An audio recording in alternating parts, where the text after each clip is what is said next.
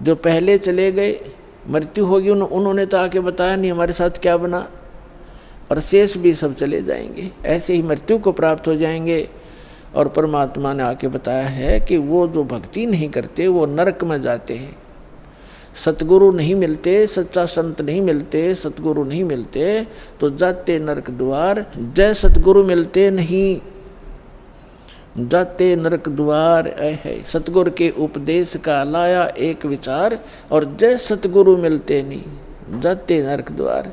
नरक द्वार में दूत सब करते खेचा ताण, उनसे कभू ना छूटता फिर फिरता चारों खान। चार खानी माने ये अंडरज, जेरज, उद्बुद, ये 4 प्रकार से जो उत्पत्ति प्राणियों की होती है, ये 84 लाख प्रकार के प्राणियों का जो जीवन होते हैं, इनको 4 खानी 4 विभागों में बांटा है, 4 डिवीजन बनाई है इनकी। और 4 खानी में भ्रमता कबू ना लगता पार, 100 फेरा सब मिट गया मेरे सतगुरु के उपकार। अब फिर कहते हैं ऐसे सतगुरु की क्या महिमा करूं, 7 समुद्र की मसी करूं, लेखनी करूं बन राय, धरती का कागज करूं, गुरु गुण लिखो न जाए। अपना आत्मा, आप तो बालक हो, आपको तो अपनी बनाई खीर मिल गई, ना दूध में माख फूटी और ना कोई आँच लगी। आपको तो परमात्मा ये बना के धर के गए थे, यो ज्ञान, तत्व ज्ञान। लेकिन इन काल के दूतों के ना तो गीता पढ़ने वालों को गीता समझ में आई, वेद पढ़ने वालों को वेद समझ में आए नहीं, पुराण पढ़ने वालों को पुराण समझ में आई नहीं, और कुरान पढ़ने वालों को कुरान समझ में आई नहीं, बाइबल पढ़ने वालों को बाइबल को का ज्ञान नहीं हुआ, और कबीर परमेश्वर की वाणी पढ़ने वाले इन कबीर पंथियों को परमेश्वर की वाणी का इनको समझ नहीं आया। तो ये परमात्मा आपको बना कर दर गए सारा ज्ञान है। वो कहते हैं गुड बेटर बेस्ट, आप वो बेस्ट क्वालिटी की आत्मा हो परमात्मा की, जिनको सतलोक आश्रम बरवाला में ये सतनाम और सारनाम प्राप्त हो रहा है। तो आपके लिए सारा प्रयत्न हो रहा है। अपना आत्मा बैड होता है, बैड तो बैड से गुड भी बन सकता है। जैसे चोर चोरी करता था, यो ज्ञान हुआ, चोरी छोड़ दी, भगत बन गया। शराबी शराब पीता था, शराबी कहलाता था, शराब छोड़ दी, भक्ति करने लग गया, भगत कहाँ आया। तो इसी प्रकार हम बैड से गुड बन जाएंगे, गुड से फिर बेटर बनेंगे, फिर बेस्ट बन जाएंगे। तो बेस्ट बनने के बाद हम सतलोक जाएंगे। तो जिनको सतलोक आश्रम बरवाला प्राप्त हुआ, मर्यादा में रहे, सतभक्ति करते रहे, तो वो बेस्ट क्वालिटी की हंस आत्मा है भगवान की, और उन पर विशेष रजा है परमात्मा की। परमात्मा हमें आकर ज्ञान देते हैं, रह रह कर समझाने की चेष्टा करते हैं। 7 समुद्र की मसी करूं और लेखनी करूं बन राय। किसी भी एक मान ले पेड़ को काट कर रख लो, और उसकी छोटी छोटी टहनी, बड्डे तने सबको चीर चीर कर कलम बना कर रख दे, ढेर लग जाएगा। और परमात्मा कहती उस एक पेड़ की सब कलमों को लिखना शुरू कर दे। धरती जितना बड़ा कागज हो, 7 समुद्रों जैसी इंक हो, स्याही हो, तो कहती ये सब लिखते लिखते कलम घिस जा, 7 समुद्र की इंक भी समाप्त हो जावे। ऐसे सतगुरु के गुण लिखे नहीं जा सकते। अब क्या लिखोगे? एक कुत्ते का जीवन लो, उस कुत्ते के जीवन में क्या क्या कष्ट उसको होते। सारी रात तो भौंकता है, उसकी एक स्वभाव बना रखे, सारी रात भौंक के उसकी आंत इकट्ठी हो जा, भूख लगे जोर की, और सुबह वो क्या करता है, किसी का दरवाज़ा खुलता है गली में, ऐसे देख देख कर सीधा भागता है किधर, रसोई से महक आ रही होती है उसको, कोई बासी टुकड़े की, या वैसे ताज़ा बना रहे हो, तो दाव लगाकर रसोई में घुसने की चेष्टा करता है। अब रसोई में कौन घुसने दे उसके, या तो लठ मारेंगे या फेंक कर मारेंगे, कोई ना ठहरता है। एक घर में गया, उसका लठ लग गया, फिर ट्या ट्या करता हुआ दूसरे में गया, दूसरे में गया, दूसरे में उसका भाग, उसने कोई टूक मिला, फिर जूत मिला, और उसमें भी लठ लग गया, तो फिर भूख तो उसको लगी है, तो फिर कहाँ जाता है, बाहर खेतों जंगल में, जहाँ लोग फ्रेश होकर आते हैं, वहाँ जा कर के फिर वो गोबर खाता है। और पहले वो मनुष्य जीवन में अफलातून बना फिरा था, कहे से भी ना समझ में आवा कि ये दुख हो जाएगा आपके जीवन को। तो पुण्यात्मा सौभाग्य आपका, आपका बात समझ में आ गई कि जो संतों ने वचन बोले वो सारे साचे हैं और आपका कल्याण हो गया। तो इस प्रकार उन दुखों को याद करके और लिखा जाए। तब कहते हैं परमात्मा, सतगुरु के सजदा करूं ये कर्म छुटाए कोट, और जो ऐसे सतगुरु की निंदा करे फिर जम तोड़ेंगे ओठे। परमात्मा अपनी महिमा बताते हैं और अपने दास को जो वो भेजते हैं उसके बारे में बताना चाहते हैं कि सतगुरु के सजदा करूं, कुर्बान हो जाऊं उस संत के ऊपर जिसने कर्म छुटाए कोट। बीड़ी, शराब, मांस, तम्बाकू, भूकी, सुल्फा, गांजा, भांग और ये चोरी, जारी, बुराई, बकवास छुटवा दी, जो हम सने पड़े थे गंदों में, निर्मल किया और फिर सतनाम दिया। कहते हैं सतगुरु के सजदा करो ये कर्म छुटाए कोट। अरे ऐसे संत की जो निंदा करे, कहते फिर जम तोड़ेंगे होठ। यम के दूत ऐसे मारेंगे लठ, होठों पर लगे चाहे सिर में लगे, वह आगा पीछा नहीं देखेंगे ऐसे व्यक्तियों के। तो यहाँ परमात्मा कहते हैं गुरु मानुष कर जानते, ऐसे संत को कहते हैं मानुष मत गिनना। वैसे तो पुण्यात्माओं भगवान तो भगवान ही होता है और वो भगवान, वो परमात्मा स्वयं भी आते हैं एज ए गुरु एक लीला करने के लिए। और जब वो स्वयं आए थे उसमें हम यही मार खा गए थे ना। 64 लाख से सोना एक गरीब आदमी का, एक झोपड़ी में बैठ के कपड़ा बुनने वाले व्यक्ति के 64 लाख से हो जाना, ये एक अजूबा है जैसे हमारी बुद्धि काम करती होता है। लेकिन उस समय परमात्मा जिसको भी नाम देते थे, आशीर्वाद देते थे, उनके दुख दूर हो जाते थे, भूत भाग जाते थे। कहते हैं सतगुरु दो चावै सो कर ही, 14 कोट दूत जम डर ही, ऊत भूत जम त्रास निवारे और चित्रगुप्त के कागज पाड़े। ये समर्थ कबीर भगवान है। ये आपके ऊत भूत किसी प्रकार का भी आपके ऊपर 3 ताप का दुख हो, प्रेत बाधा हो, पितृ बाधा है या कोई जिंद बाधा है, अब प्रधानमंत्री के सामने फिर चोर कैसे रुकेंगे? उसके साथ तो बहुत घने बॉडीगार्ड होते हैं। तो जो भक्ति ना करके शरीर छोड़ के वो भगवान के चोर हैं। जिन हर की चोरी करी और गए राम गुण भूल, ते बिदना बागुल किए रहे उर्द चूल।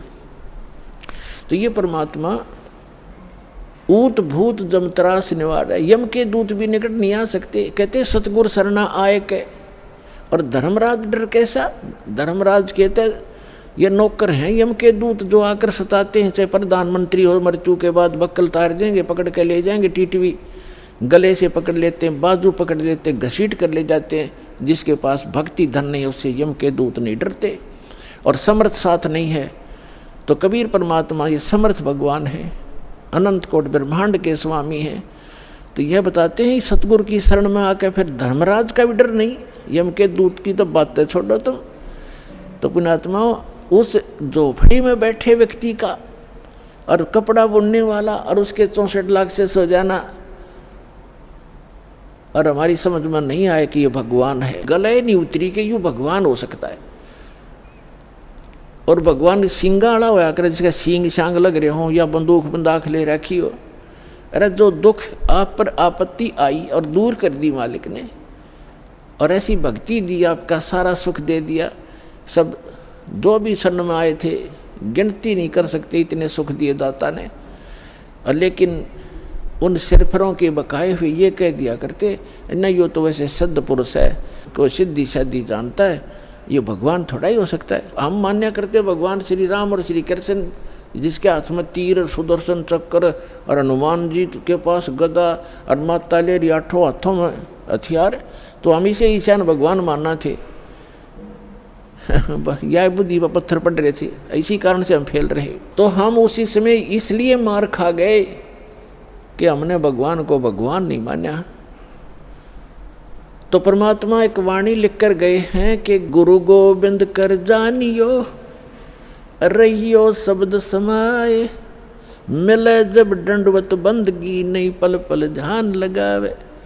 गुरु जी को गोविंद कर मानना, भगवान मानकर उसके साथ व्यवहार करना, ट्रीट करना। गुरु गोविंद कर जानियो और चलियो आज्ञा माँ, मिले तो दंडवत बंदगी नहीं तो पल पल ध्यान लगा। जब भी आपको मिले दंडवत प्रणाम करें और गुरु जी को परमात्मा मानना। वो खुद तो भगवान थे ही, लेकिन अब अपने दास को भेजा है परमात्मा ने, तो इसलिए कि आपका जो भाव है वो बना रहेगा। जैसे गणित के अंदर एक प्रश्न आता था ब्याज का, ऋण का, तो उसमें मूलधन ज्ञात करना होता था। मूलधन तो होता था वो करोड़ों और अरबों रुपए का। उस करोड़ों और अरबों रुपए के मूलधन को प्राप्त करने के लिए मानना पड़ता है, मान लीजिए मूलधन 100 रुपये। वो 100 रुपये मूलधन नहीं है, लेकिन वो सपोज करना पड़ेगा उस प्रॉब्लम को सोल्व करने के लिए। तो ये समझ लेना पुण्यात्माओं, परमात्मा की वाणी है कि गुरु गोविंद कर जानियो और रहियो आज्ञा माई, मिले तो दंडवत बंदगी नहीं पल पल ध्यान लगाए। अब जैसे आप यहाँ से जाओगे शरीर छोड़ के, ये तो छूटेगा, आपको मालूम है सबको। हम चाहते तो नहीं है कभी मृत्यु हो, लेकिन या तो होगी वो माल्य के आधार पे है। अब तो आप भक्त हो गए, आपकी मृत्यु तो भगवान कबीर साहब के हाथ में है। आप कहोगे तब होगी, कई बार कह लोगे जब होगी। अब काल नहीं मार सकता आपको, अकाल मृत्यु नहीं मर सकते आप अगर नियम ठीक रखोगे।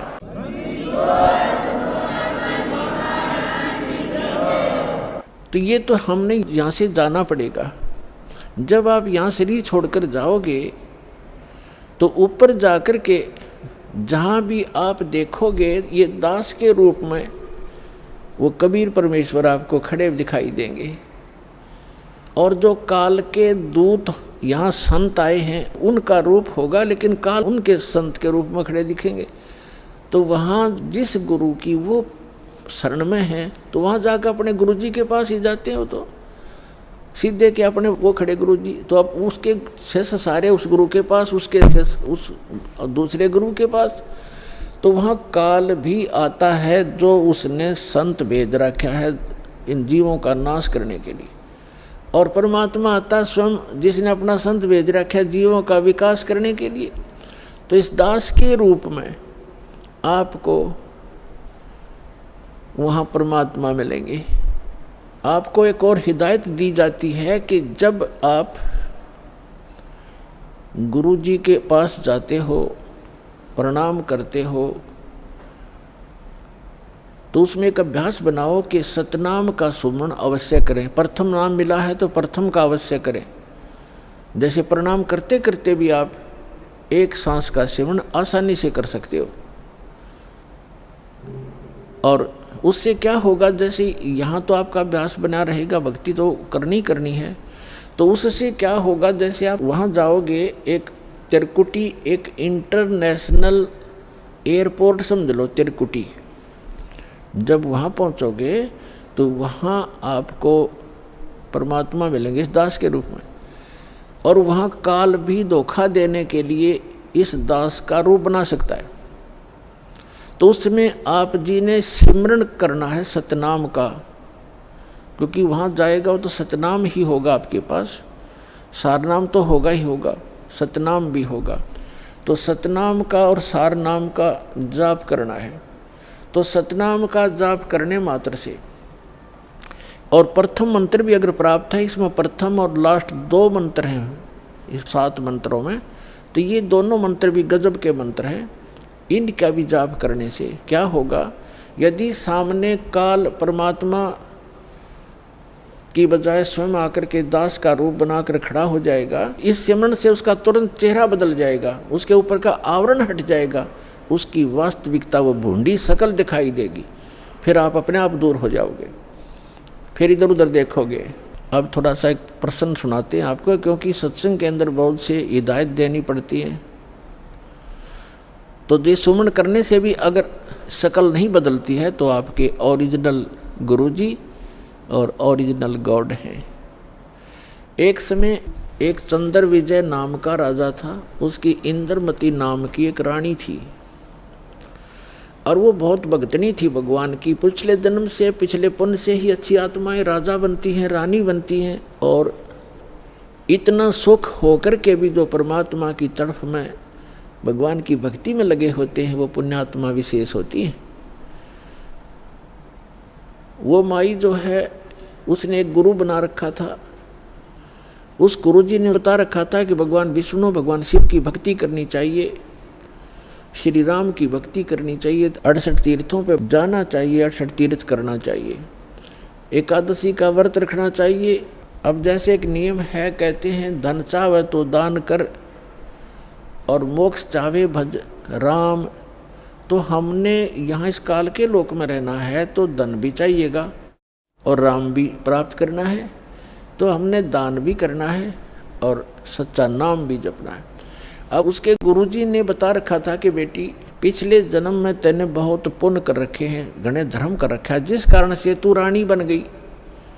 आगे ऐसी ही अच्छा जीवन प्राप्ति के लिए आप साधु संतों को भोजन करा कर बेटा, वैसे तो आए अतिथि को भी भोजन करा दे, उसका भी पुण्य है, लेकिन भगत संत को भोजन कराने का न्यारा फल मिलता है। जैसे आपके पास पशु हैं, भैंस या गाय, एक भैंस या गाय है जो दूध देती है और अन्य भी पशु हैं जो अभी दूध नहीं दे रहे, वो भी अपने पालने ही पड़ते।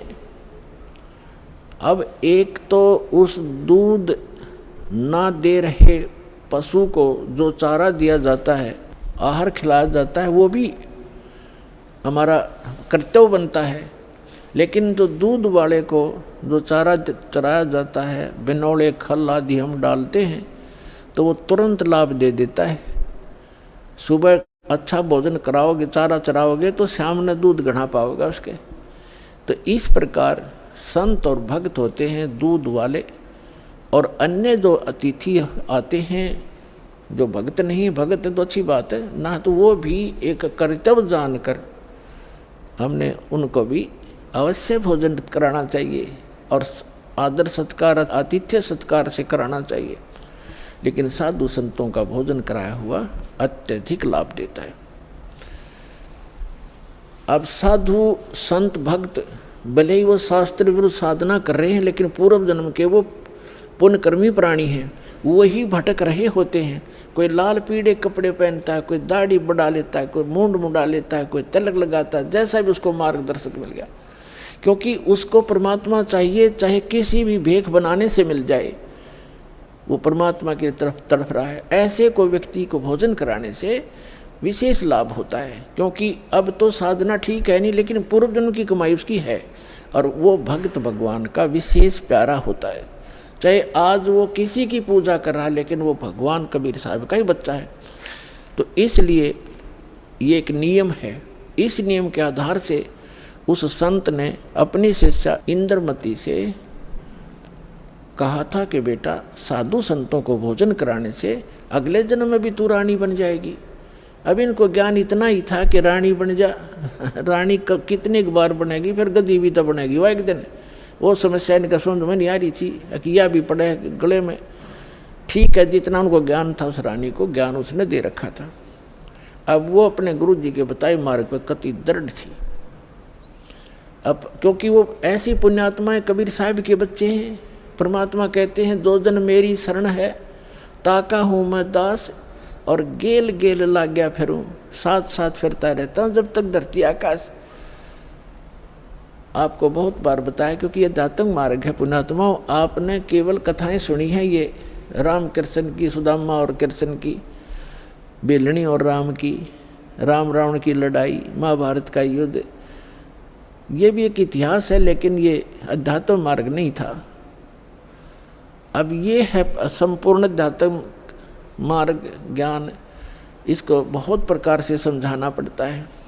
अब रानी ने जो भी गुरुजी ने बताया था उस पर दृढ़ होगी।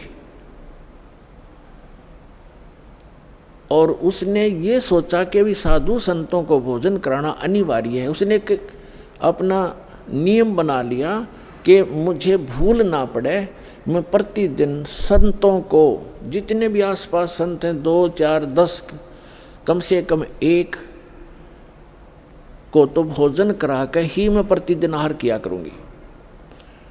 तो उसने अपने नौकरों से बोल दिया कि आसपास जो भी जंगल में कोई साधु संत हो उनको प्रार्थना करके आओ कि डेली यहाँ भोजन करके जावें, और जो यहाँ नहीं आ सकते उनको वहाँ पहुँचा कर आओ। अपने हाथों रोटी बनाती रानी होकर, चाहे 10 संत आते, चाहे 5 आते, चाहे 20 आते। तो ये सिलसिला शुरू था। एक बार क्या हुआ कि कुंभ के मेले का कोई ऐसा संस्कार हो गया। कुंभ के मेले पर हरिद्वार में चले गए सभी साधु संत पर भी लेने के लिए, और पैदल आना जाना होता था तो 10-15 दिन का प्रोग्राम उनका बनता ही बनता था। कोई भी संत उस क्षेत्र में रहा नहीं। अब रानी को पता चला कि साधु आए नहीं, पता करके आओ। पता करके आए, साधु नहीं थे, कोई है नहीं, सब चले गए, सबकी झोपड़ी खाली पड़ी है। पता चला कि वो तो तीर्थ भ्रमण पर चले गए। तो रानी ने प्रण कर रखा था, प्रतिज्ञा कर रखी थी कि जब तक खाना खिला लूँगी संत को मैं आहार नहीं करूँगी।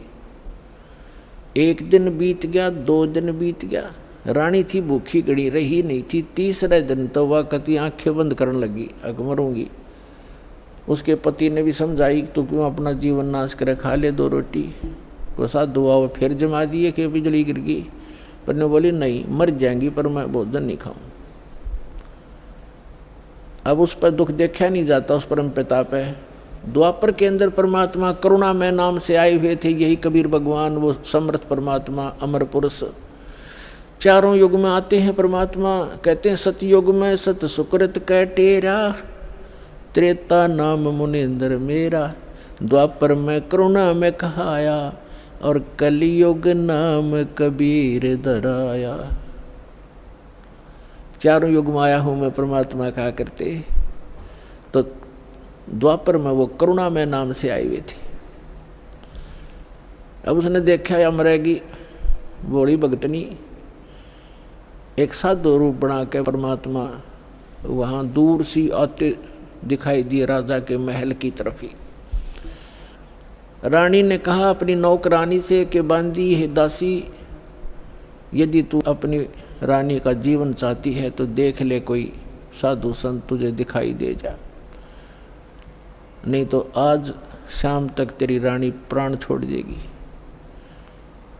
अब वो दासी दुखी होकर के ऊपर चढ़ गई महल की अटारी पर, और वो कहाँ देखा बेचारी।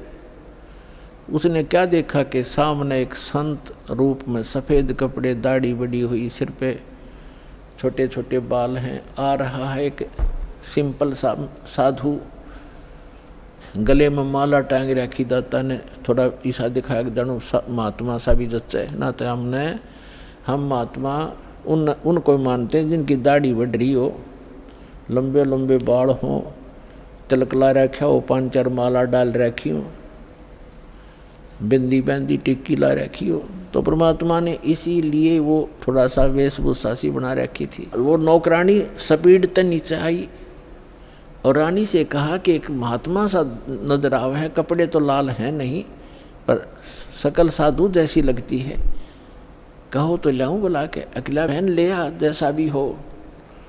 अब वो नीचे गए, इतने परमात्मा भी महल के निकट से आ गए। नौकरानी ने प्रणाम किया और कहा महाराज आपको हमारी रानी याद कर रही है। परमात्मा ने पूछा आप कौन हो? कि मैं नौकरानी हूँ। तो परमात्मा ने कहा बेटा रानी को यदि गरज है संत की तो यहीं आजा गली में, हम किसी के घर नहीं जाया करते, और हम घर जाओ और उसका पति कह दे तू आया किस लिए यहाँ, उसने गरज है तो यहाँ आ जाएगी। उसने जाके बता दिया कि साधु ऐसे ऐसे कह रहा, तो उसका और पक्की जचगी कि 1 नंबर का महात्मा है। नहीं तो नो कोई कह देगा अपना रानी बुलावा, ये तो नो बाछड़ू की तरह भाग्य आकर बच्चे की तरह, पैसे के लालच में अच्छा हलवा मिल जाएगा, और वो उड़े डट गए। अगर रानी को गरज आती यहाँ आ जाएगी बेबे। रानी ने कहा मेरा पकड़ हाथ, मुझे सहारा दे, नौकरानी ले चल, मुझे ऐसे महापुरुष के दर्शन करा दे, मर जाऊंगी तो भी अच्छा ऐसे संत के दर्शन करके। ऐसा दर्द आदमी आज पहली बार सुन रहा हूँ। तो रानी को ये कहने वाला कि यहाँ आ जाएगी जब गरज पड़े तो, क्योंकि पिछले संस्कार से ऐसे भाव उत्पन्न हुआ करते हैं साधु भक्तों में। तो रानी ने जाकर देखा वो मालिक का चेहरा, विश्व में सबसे न्यारे सुंदर थे कबीर भगवान, जितनी बार भी आए हैं वह, और चरणों में मत्था टेका और कहा महाराज आप भोजन कीजिए, आहार कीजिए। परमात्मा बोले चल बेटा आहार कर लेते हैं। बैठ के जाकर एक आसन लगा दिया। रानी ने दुखी सुखी होकर नौकरानी के सहयोग से स्वयं भोजन बनाया और कहा महाराज जी भोजन पाओ। तो परमात्मा ने कहा बेटा आप इतना कोई रोग है आपको क्या, इतनी अक्सीन कैसे होगी? तो उसने सारी कहानी बताई कि मैं प्रतिदिन एक साधु को भोजन करा के भोजन करती थी। संत रहे नहीं क्योंकि वो कुंभ के मेले में स्नान के लिए चले गए। आज तीसरा दिन आ गया महाराज जी, आप नहाते ताज में मर जाती। जब भोजन बना के परमात्मा के पास रखा तो कहा परमात्मा ने कि बेटी मेरा शरीर भोजन करने का नहीं है, मैं तो खाऊं या ना खाऊं मैं सदा एक रस रहता हूं। तो रानी बोली जी ठीक है, भोजन नहीं खाओगे तो मैं भी नहीं खाऊंगी, मरना मंजूर है मुझे, मरना ही मुझे उचित है, मैं अपना जो है ना प्रतिज्ञा नहीं भंग कर सकती। तो परमात्मा ने कहा कि ला बेटा, कहते समर्थ इसी को कहते हैं जो चाहे सो कर दे। मालिक ने भोजन करा, फिर उससे पूछा बेटा ये जो आपको ये हठ किसने बताया? रानी ने कहा कि मैंने अब गुरुजी बना रखे हैं, हमारे गुरु बहुत अच्छे हैं।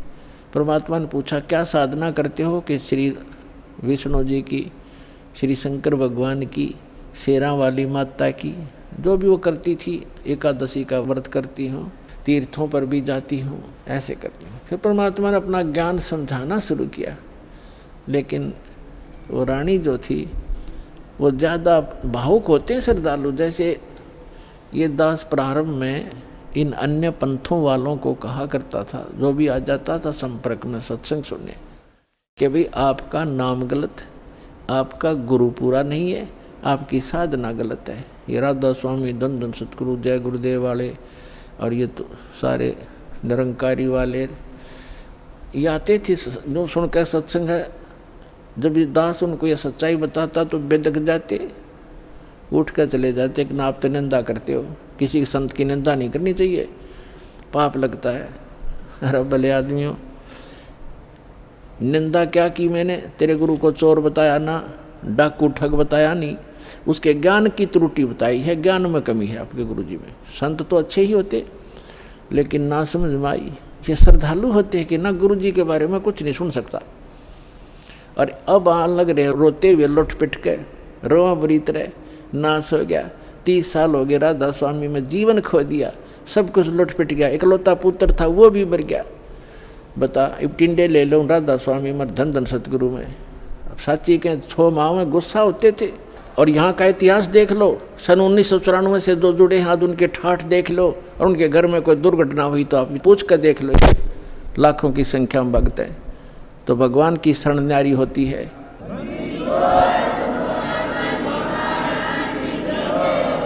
एक भगत से उसके सुख पूछने लग जाना, आपका दिमाग फेल हो जाएगा और उसके मुंह का थूक सूख जाएगा। गुण भगवान के बताने से बंद नहीं होगा आपको, जिसने 5-4 वर्ष से भी नाम ले रखा है।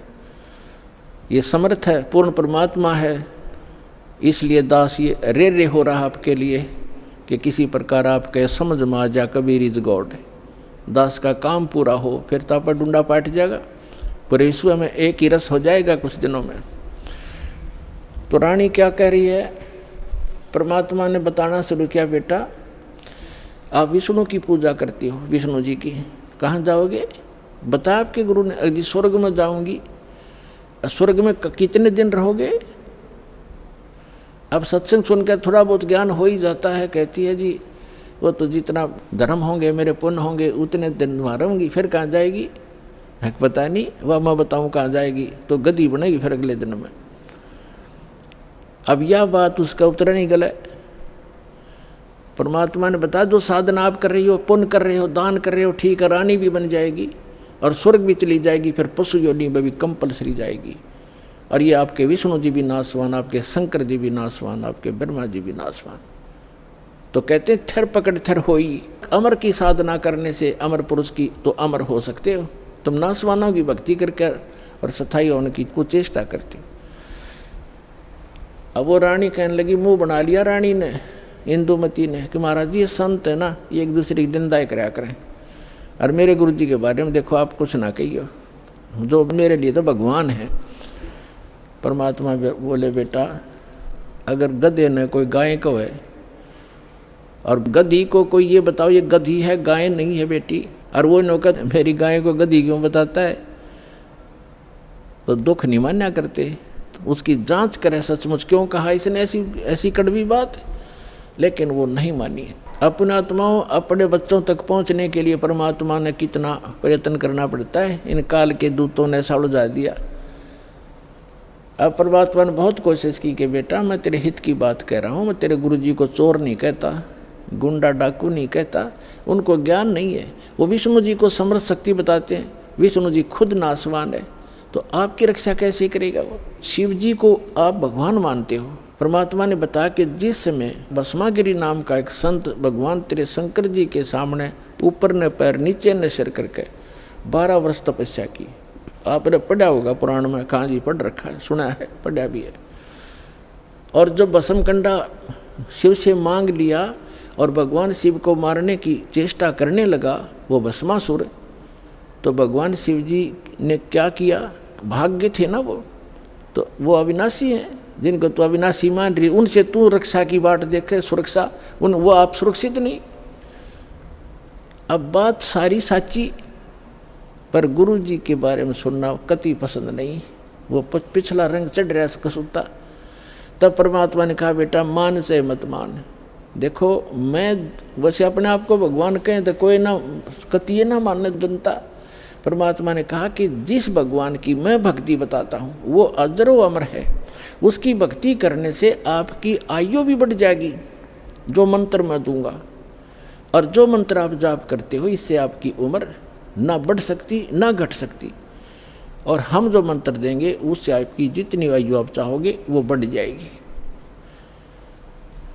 तो वो फिर भी ये कहती है जी इस तरह की बातें तो ये संत आपस में खूब जानते हैं, मुझे तो अपना गुरु बिल्कुल मेरे हृदय में समा रहे हैं। तो परमात्मा ने कहा ठीक है बेटा, साच कहूँ जग मानने नहीं और झूठ कही ना जाई हो, और ब्रह्मा विष्णु शिव जी दुखिया जिन ये राह चलाई हो।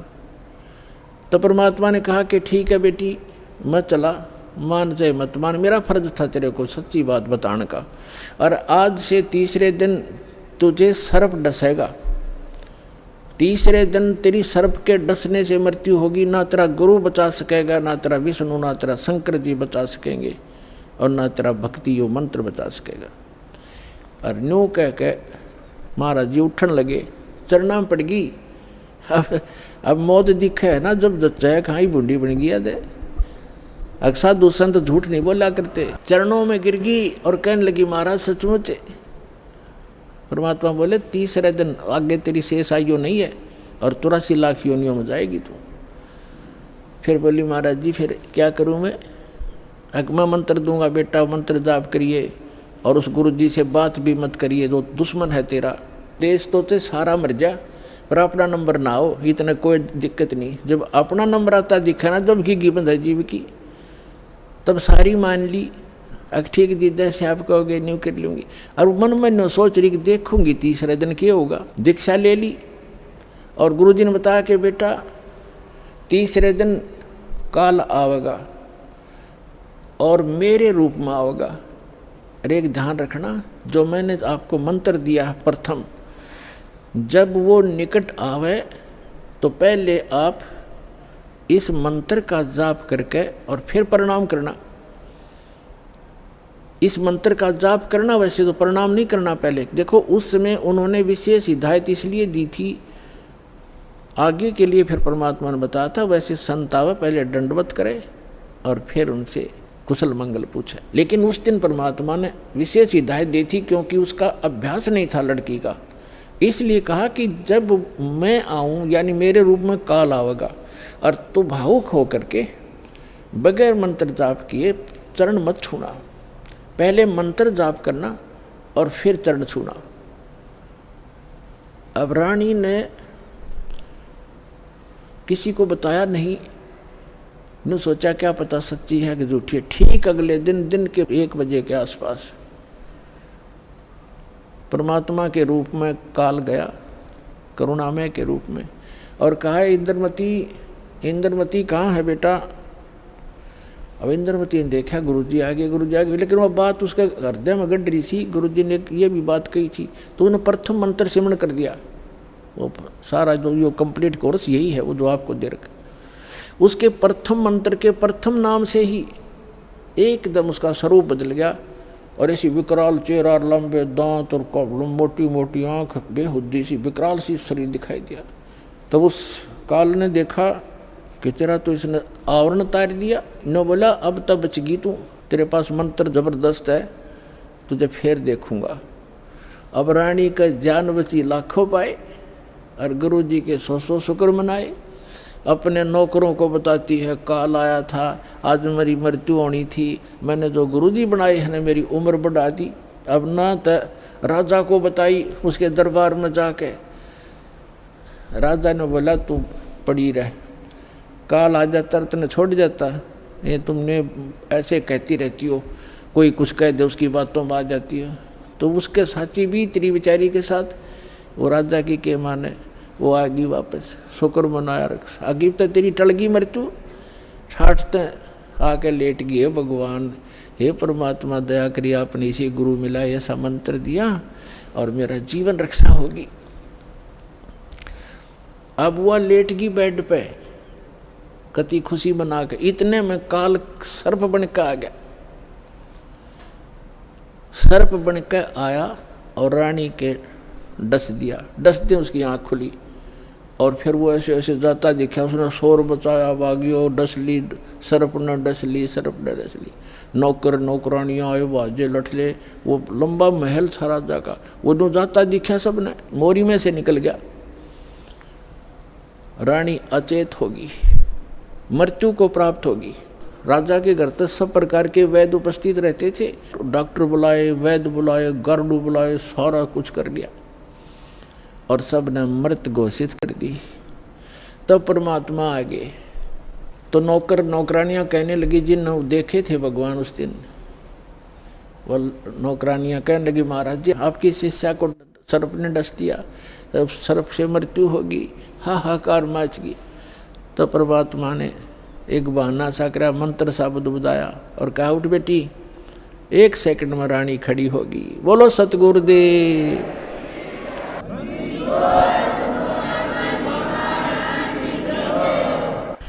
धन धन सतगुरु सत कबीर, भगत की पीड़ मिटाने वाले। धन धन सत कबीर, भगत की पीड़ मिटाने वाले, भक्त की पीड़ मिटाने वाले, भक्त की वाले। धन धन सतगुरु सत कबीर, भक्त की रहे नल नील यतन कर हार, तब सतगुरु से करी पुकार। रहे नल नील यतन कर हार, तब सतगुरु से करी पुकार। जा सतरे खालखी अपार, सिंधु पे सिलात रहने वाले। जा सतरे खालखी अपार, सिंधु पे सिलात रहने वाले। धन धन सतगुरु सत कबीर, भक्त की पीड़ मिटाने वाले, भक्त की पीड़ मिटाने वाले, भक्त की धन धन सतगुरु सत कबीर भगत की। डसी सर्प ने जब जा पुकारी, इंद्रमती अकुलाए। डसी सर्प ने जब जा पुकारी, इंद्रमती अकुलाए। आपने तुरंत करी सहाय बेरूली, मंत्र सुनाने वाले। आपने तुरंत करी सहाय बेरूली, मंत्र सुनाने वाले। धन धन सतगुरु सत कबीर। भक्त की पीड़ मिटाने वाले, भक्त की पीर मिटाने वाले। धन धन सतगुरु सत कबीर भक्त की। दामोदर सेठ के होठ अकाज, अर्ज करी डूबता देख जहाज। दामोदर सेठ के होठ अकाज, अर्ज करी डूबता देख जहाज। लाज मेरी रखियो गरीब नवाज, समुद्र से पार लंघाने वाले। लाज मेरी रखियो गरीब नवाज, समुद्र से पार लंघाने वाले। धन धन सतगुरु सत कबीर भक्त की। भक्त की पीड़ मिटाने वाले, भक्त की पीर मिटाने वाले। धन धन सतगुरु सत कबीर। कह कर जोर दीन धर्मदास, दरस दे पूर्ण करियो आस। कह कर जोड़ दीन धर्मदास, दरस दे पूर्ण करियो आस। मेटियो जन्म मरण की तरास, वो सत्य पद प्राप्त कराने वाले। मेटियो जन्म मरण की तरास, वो सत्य पद प्राप्त कराने वाले। धन धन सतगुरु सत कबीर भगत की पीड़ मिटाने वाले। भगत की पीड़ मिटाने वाले, भक्त की पीड़ मिटाने वाले। धन धन सतगुरु सत कबीर भगत की। भक्त की पीड़ मिटाने वाले, भक्त की पीड़ मिटाने वाले। धन धन सतगुरु कबीर भगत की। कह कर जोड़ दीन धर्मदास, दरस दे पूर्ण करियो आस। कह कर जोड़ दीन धर्मदास, दरस दे पूर्ण करियो आस।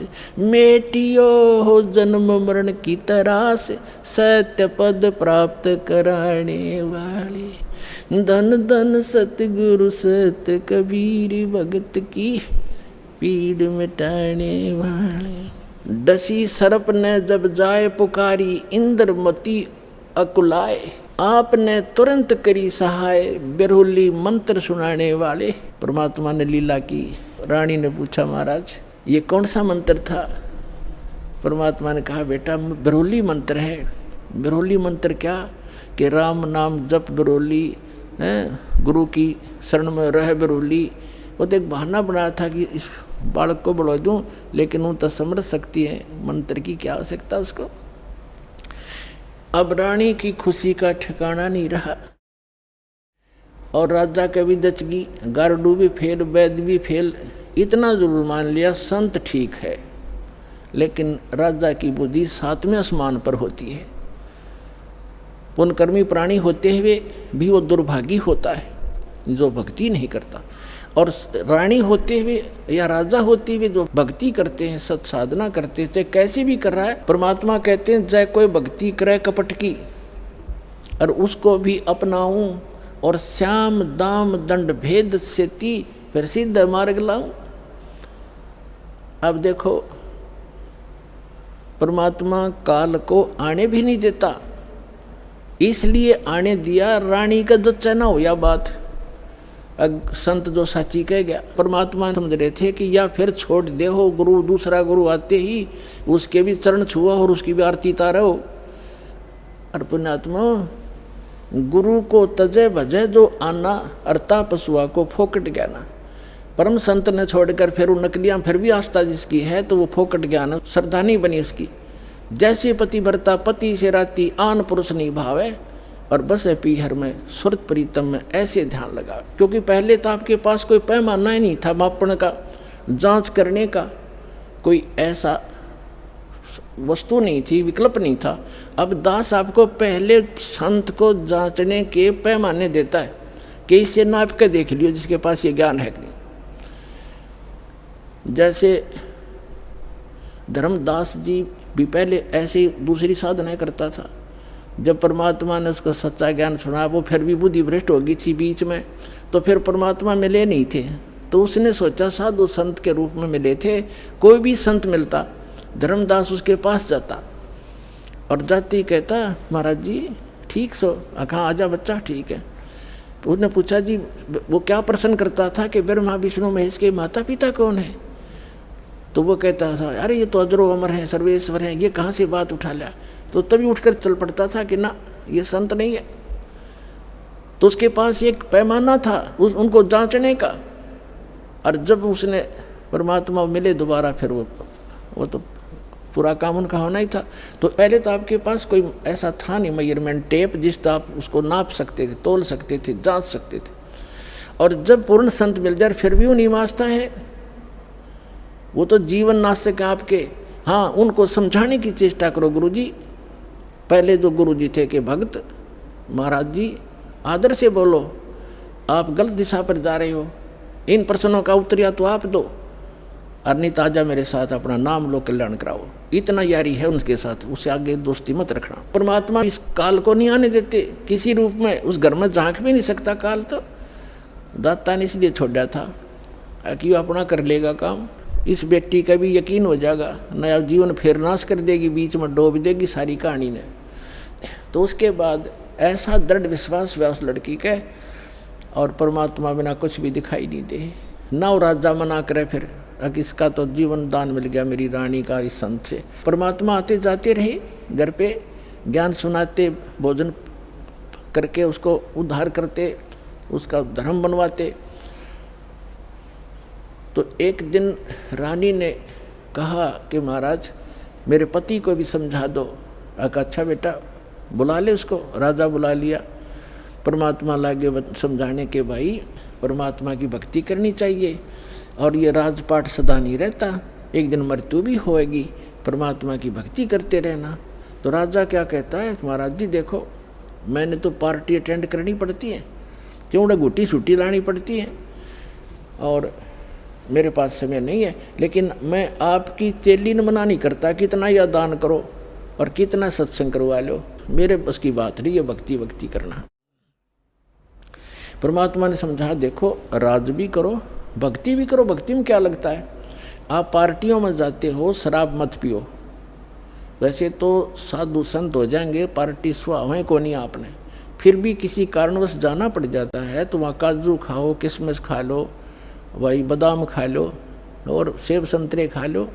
ये शराब अड़ंगा क्यों पियो? तो बहुत समझा, अग्नि महाराज जी मेरे बस की बात नहीं, फिर देखूँगा। कुछ दिन के बाद परमात्मा ने फिर प्रार्थना करी, बार बार रह कर समझाया, मान्या नहीं।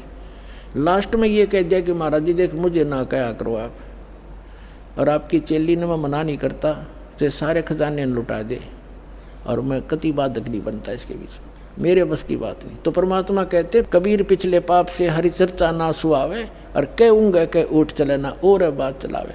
तुलसी पिछले पाप ते हरि चर्चा ना भावे, जैसे जबर के बेग ते भाई भूख पैदा हो जा। तो जिसके पाप गणे बढ़ जाते हैं उन्हें राम नाम की मनुखा दाख भी कड़वी लगती है। जैसे जबरग्रस्त रोगी को मनुखा दाख सेब संतरे रोटी भी कड़वी लगती है, वो मीठी वस्तु भी उसको कड़वी महसूस होती है। बुखार ने उसके शरीर की व्यवस्था इतनी बिगाड़ दी। इसी प्रकार पाप कर्मों से ग्रस्त प्राणी इस परमात्मा की मनुखा दाग सेब को खा नहीं सकता। उसके लिए तरीका है, जैसे कुनीन होती है मलेरिया का नाश करने के लिए, और कुनीन भी कड़वी। बुखार को सेट करने के लिए जिससे कड़वी वस्तु लग, उसके लिए कड़वा ही खाना पड़ेगा, न चाहते हुए फांकी मारनी पड़ेगी, और उस कड़वी दवाई खाने से रोग नाश हो जाएगा, फिर वो मीठी लगने लग जाएंगी। इसी प्रकार ये सत साधना भगवान की कथा ना चाहते हुए सुनते रहना चाहिए, फिर वो रोग नाश हो जाएगा। कुछ पाप ऐसे होते हैं जो परमात्मा के सच्ची ज्ञान के सच्चे वचन से, परम संत के वचन से, मुख से बोले हुए वचन से वो शीघ्र नाश हो जाते हैं, और फिर वो भूख जागृत हो जाती है भगवान की कथा की। ऐसे बहुत से व्यक्ति हैं, शुरू शुरू में वो सुनते भी नहीं थे, अब आज 500 किलोमीटर से चलकर और 10वें दिन यहाँ आ जाते। अब उनका पाप कर्म का बुखार उतर गया। अब परमात्मा ने कहा था कि बेटी आज तू 40 वर्ष की थी जब तेरी डेथ होनी थी। उसने कहा जी हाँ बिल्कुल ठीक 40 वर्ष की थी जिस दिन मेरे को सांप लड़ा, सर्प डसा। और अब मैं चाहूँगा जब मरेगी तू, काल नहीं मार सकता तुझे। अब वो रानी होगी 80-82 वर्ष की। वो 1-2 बार उसने खुद भी कहा महाराज अब मुझे तो भेज दो सतलोक, सारा काम हो लिया। परमात्मा बोले बेटी देख ले कोई पोता पोती में आस्था तो नहीं है तेरी, कार कोठी में, घोड़े कोठी में, दैया आस्था रहेगी ना ऊपर, यहाँ तो तू फॉर्मलिटी करेगी, और ऊपर जाकर तो कति तेरी बार दिखाई देगी शीशे की तरह, फिर वो वापस पटकनी पड़ेगी। मैंने अगना जी आप तो अंतर्यामी हो, मेरे कोई मन में नहीं है, मैं तो कति फारे घोरी हूँ, अपने ज्ञान ऐसा दे दिया, मृत्यु तो होनी ही है, चलते हाथ पाँव हो जाओ और अच्छा है। तो जब वो 80-82 वर्ष की होगी तब परमात्मा ने कहा कि ले चल इंद्रमती सतलोक चलते। अब चलो जी, अब परमात्मा अकेले आए थे और किसी को नहीं दिखाई दे रहे थे, और इंदुमती को दिख रहे थे, वो चलेगी।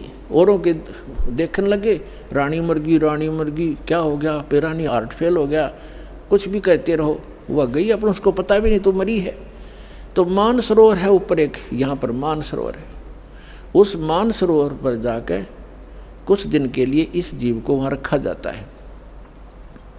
वहाँ रखने के बाद फिर इसकी भावना देखी जाती है ये अभी कितनी और कमज़ोर है। तो वहाँ जब मान सरोवर पर जा लिए उसमें स्नान कराया जाता है, कुछ आवरण जो गंध है हमारे आत्मा के मैल वहाँ परमात्मा के मंत्रित जल से भी ठीक होते हैं। तो बाहर आकर बैठगी नारनी स्नान करके, और परमात्मा ने पूछा बेटा अब फिर देख ले कोई आस्था तेरे नीचे के लोक में तो नहीं किसी की, तेरी संपत्ति में। तो उसके मन में एक बात खटकेगी कि हे महाराज आपके ज्ञान से मुझे तो बहुत कुछ जानकारी होगी, लेकिन संसार की दृष्टि में जो मेरा पति है, अब तो मुझे अपने ओरिजिनल पति का पता लग गया, परम अक्षर ब्रह्म वो हमारा पति है। लेकिन शरीर का जो पति है वो बहुत बड़ी आदमी था, लेकिन उसकी नालायक की है मालिक, उसने भजन नहीं किया। लेकिन आज जो मुझे उपलब्धि हुई है उसमें उसका बहुत बड़ा सहयोग है मेरे पति का।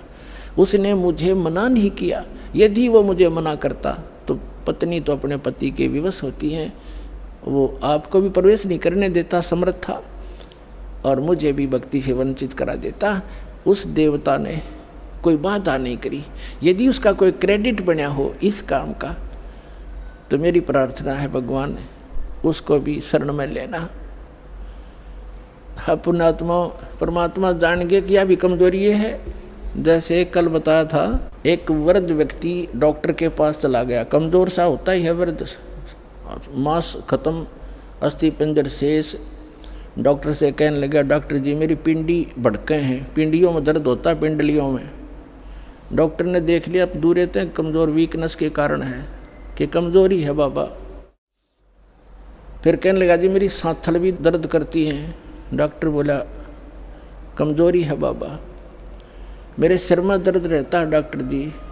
डॉक्टर बोला जी कमज़ोरी है। फिर बोला मैं खड़ा होता हूँ चक्कर सा आता है। डॉक्टर बोला कमज़ोरी है। वो वृद्ध गुस्सा हो गया, ने बोला तू डॉक्टर है गम चक्कर, एक के बाद जाना है कमज़ोरी कमज़ोरी, कुछ और भी बतावेगा। तो डॉक्टर बोला यह भी कमज़ोरी है, क्योंकि कमज़ोर आदमी ने गुस्सा आया करे, ये भी ड्यू टू कमज़ोरी है, वीकनेस है। तो पुण्यात्मा परमात्मा जानेंगे अज्ञा भी कमज़ोरी है जो या बोल रही है, उसके प्रति इसका लगाव शेष है या आप भी डूबेगी। तब कहा बेटा तू यहाँ रुक कुछ दिन। अब राजा 90 वर्ष का हो गया था, अट्टा कट्टा शरीर, अच्छे खावे खादू लावे गुटी किसमस बादाम और लाल चेहरा।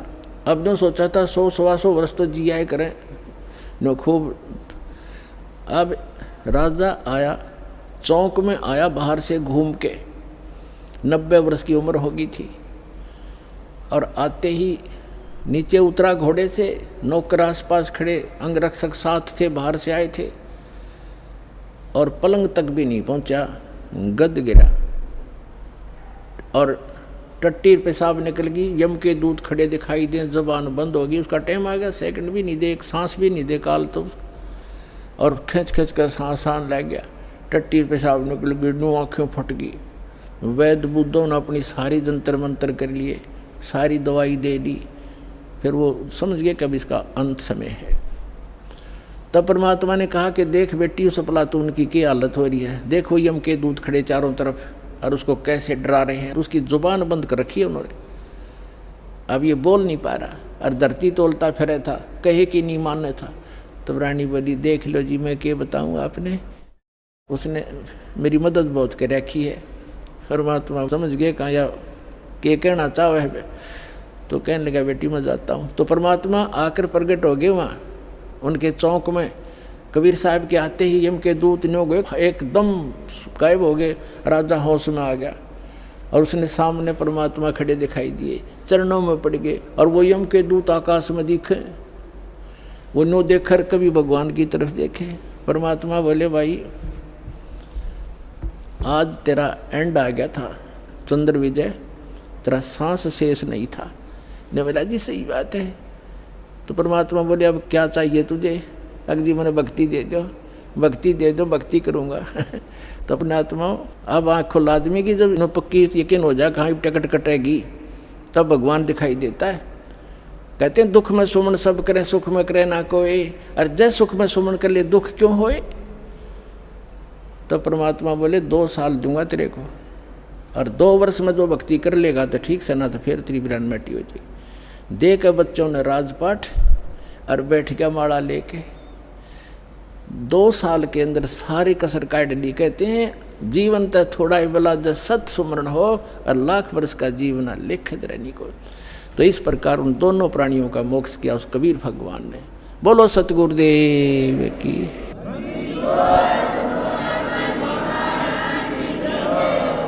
तो कबीर साहब कहते हैं भक्ति बीज होए जो हंसा, और तारों तास के 71 वंशा। आपकी 101 पीढ़ी पार करेगा भगवान, ये सत्कर मान लियो, लगे रहना आखिरी सांस तक। बोलो सतगुरुदेव।